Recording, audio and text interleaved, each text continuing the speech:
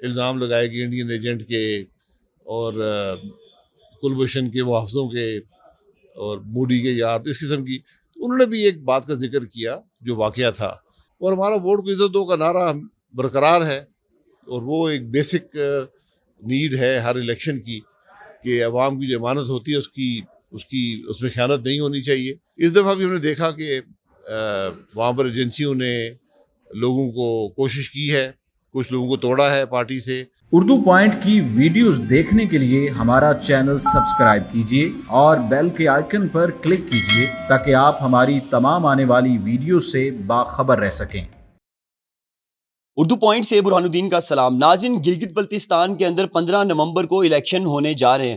پورے گلگت بلتستان کے اندر اس وقت سیاسی ہلچل عروج پر پہنچ چکی ہے. اگر ہم ماضی کا جائزہ لیں، تاریخ کا جائزہ لیں، تو ایسا لگتا ہے کہ پاکستان تحریک انصاف اس مرتبہ گلگت بلتستان میں الیکشن جیت جائے گی. لیکن اگر موجودہ صورتحال اور گراؤنڈ ریئلٹی کی بات کریں تو مجھے ایسا لگتا ہے کہ کوئی بھی ایک سیاسی جماعت جو ہے وہ اکیلے میدان نہیں مار سکتی. اسی طرح مسلم لیگ نون بھی بہت زیادہ سرگرم ہے الیکشن کیمپین کے اندر. وہ بہت زیادہ زور لگا رہے ہیں، جگہ جگہ جایا جا رہا ہے، اور جو پولیٹیکل ایکٹیویٹی ہے وہ اس کو لوگوں کے ساتھ انگیج کرنے کی کوشش کی جا رہی ہے، لوگوں کو انگیج کیا جا رہا ہے پولیٹیکل ایکٹیویٹی کے ساتھ.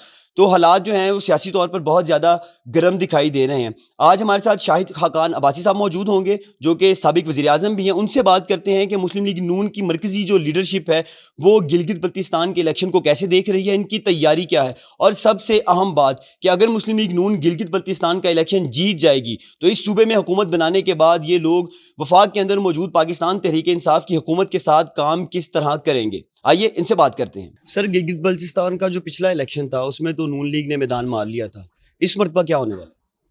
دیکھیے، انشاءاللہ مجھے پوری امید ہے کہ مسلم لیگ نون کے اچھے رزلٹس آئیں گے، کیونکہ جو ٹینیور گزرا ہے حفیظ الرحمان صاحب کا، انہوں نے ایک مثالی حکومت وہاں پر کی ہے، اور کرپشن سے پاک اور بے پناہ ڈیولپمنٹ ہوئی ہے. جتنی ڈیولپمنٹ ہے اس کی کوئی تاریخی مثال نہیں ہے.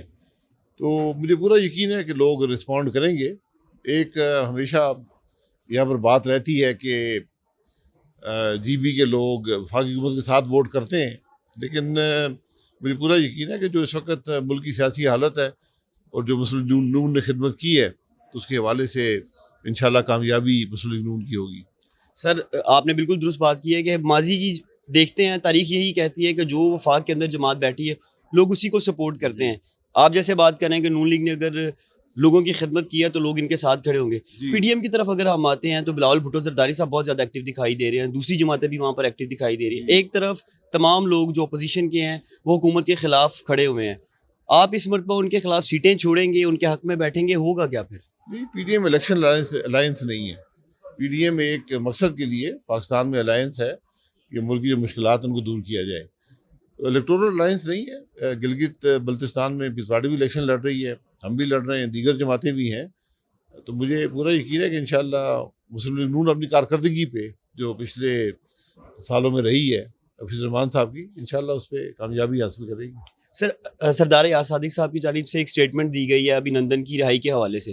سر، آپ اس سٹیٹمنٹ کو کیسے دیکھتے ہیں؟ کیا واقعی یہ سچی بات ہے؟ یار، اس کو پوری تقریر سن لیں، اس سے پہلے کیا باتیں وہاں پر ہوئی ہیں. پارلیمان کی باتیں ایک ماحول میں ہوتی ہیں، وہ ایک جذبات کا ماحول وہاں پر ابھارا گیا. الزام لگائے کہ انڈین ایجنٹ کے اور کلبھوشن کے محافظوں کے اور مودی کے یار اس قسم کی. تو انہوں نے بھی ایک بات کا ذکر کیا جو واقعہ تھا. یقیناً یہ باتیں نہیں ہونی چاہیے. میں سمجھتا ہوں کہ یہ ایسی باتیں اعتماد میں ہی رہنی چاہیے، لیکن جب آپ اعتماد کو ختم کر دیں گے، اس کو کھول دیں گے، تو پھر ہر چیز پہ بات ہو سکتی ہے. تو آج ہم اسی قسم کے حالات میں ہیں کہ ہم نے ہر قسم کی بات کو جو اعتماد میں کی جاتی تھیں ان کو بھی جو حرف عام بنا دیے. سر، پارٹی سطح پر یاس صادق صاحب سے کوئی بات کی گئی ہے سارے معاملے کے اوپر، ان کی اس تقریر کے اوپر؟ نہیں، تقریروں پہ کبھی ضرورت نہیں ہوتی، کیونکہ تقریریں جو ہوتی ہیں وہ ہر ممبر آزاد ہوتا ہے تقریر کرنے کے لیے. اس میں اگر کوئی ایسی خرابی ہو تو اس میں پوچھ سکتے ہیں، پریس بھی پوچھتی ہے، ہم بھی پوچھ سکتے ہیں. لیکن میں نے کہا کہ وہاں پر جو جذبات جو وفاقی وزراء نے باتیں کی تھیں انہوں نے اس کے جواب میں بات کی ہے. تو نہ وفاقی وزراء کو وہ بات کرنی چاہیے تھی جو انہوں نے کی ہے، اور یار صادق صاحب بھی منجے ہوئے آدمی ہیں, محتاط بات کرتے ہیں, لیکن وہ بھی جذبات میں آ گئے اور انہوں نے بھی ایک بات بیان کر دی جو شاید پبلکلی نہیں ہونی چاہیے تھی. سر گلگت بلتستان کے اندر مسلم لیگ نون کا اس مرتبہ الیکشن کا نعرہ کیا ہے؟ نہیں, نعرہ الیکشن کا ہمیشہ جو آدمی حکومت میں رہا ہوتا ہے وہ اپنے آپ کو ڈیفینڈ کرتا ہے, تو وہ اپنے ڈیولپمنٹ کے نعرے پر کھڑا ہوتا ہے, اور ہمارا ووٹ کو عزت دو کا نعرہ برقرار ہے, اور وہ ایک بیسک نیڈ ہے ہر الیکشن کی کہ عوام کی جو امانت ہوتی ہے اس میں خیانت نہیں ہونی چاہیے. اس دفعہ بھی ہم نے دیکھا کہ وہاں پر ایجنسیوں نے لوگوں کو کوشش کی ہے, کچھ لوگوں کو توڑا ہے پارٹی سے, اور ہم نے یہ بھی دیکھا ہے کہ جو لوگ بھی پارٹی چھوڑتے ہیں ان کو ہمیشہ نقصان ہی ہوتا ہے, نہ صرف ذاتی ان کا نقصان ہوتا ہے بلکہ جو سیاست ہوتی ہے وہ بھی بدنام ہوتی ہے. تو یہ معاملات جو ہم کہتے تھے ہمیشہ ایسے کہتے آئے ہیں کہ ووٹ کو عزت دیں اور یہ اس میں انٹرفیئرنس نہ ہو, وہ جی بی میں آج وائلیٹ ہو رہی ہے بدقسمتی سے. سر انفارچونیٹلی ایسی کچھ سچویشن ہے کہ آپ کے لوگ جو ایک طویل عرصے سے مسلم لیگ نون کے ساتھ کام کرتے آئے ہیں, اس مرتبہ اس الیکشن کے اندر جنہیں الیکٹیبلز کہا جاتا ہے, الیکٹیبلز کا جھکاؤ جو ہے پاکستان تحریک انصاف کی طرف ہے, آپ کو لگتا ہے کہ وہ ایسی صورتحال میں مضبوط ہے یا کمزور ہے؟ دیکھیں, میں تو کہتا ہوں ایسے لوگ کمزور ہوں گے, وہ خود بھی کمزور ہوں گے, سیاست کو بھی کمزور کریں گے, لیکن جو اس وقت حالات ہیں یہ نہیں ہونے چاہیے تھے.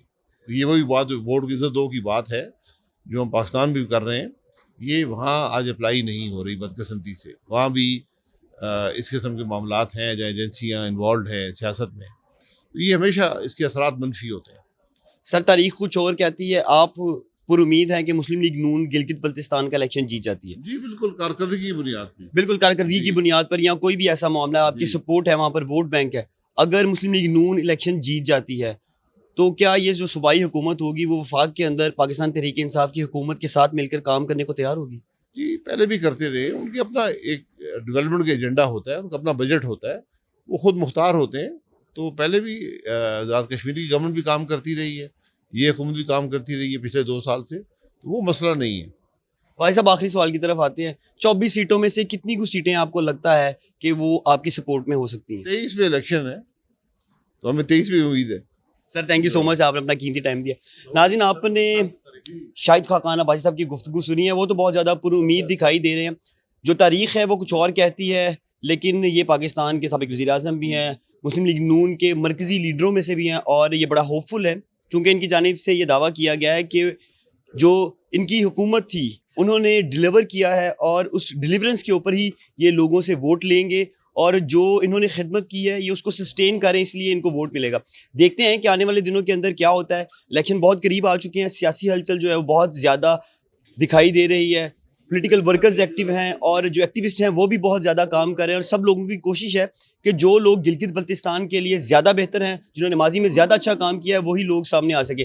بہرحال ہمارا اس پروگرام کے اختتام پر لوگوں سے بھی یہی گزارش ہے کہ آپ لوگ اپنے حقوق کے لیے اپنے حق رائے دہی کا زیادہ سے زیادہ استعمال کریں. تمام کے تمام لوگ جو ہیں گھروں سے باہر آئیں اور اس الیکشن کے اندر کنٹیسٹ کریں, تاکہ وہی لوگ ایوان تک پہنچ سکیں جن لوگوں نے عوام کی اور قوم کی خدمت کی ہے. اپنے میزبان برہان الدین کو اجازت دیجیے. اللہ نگہبان.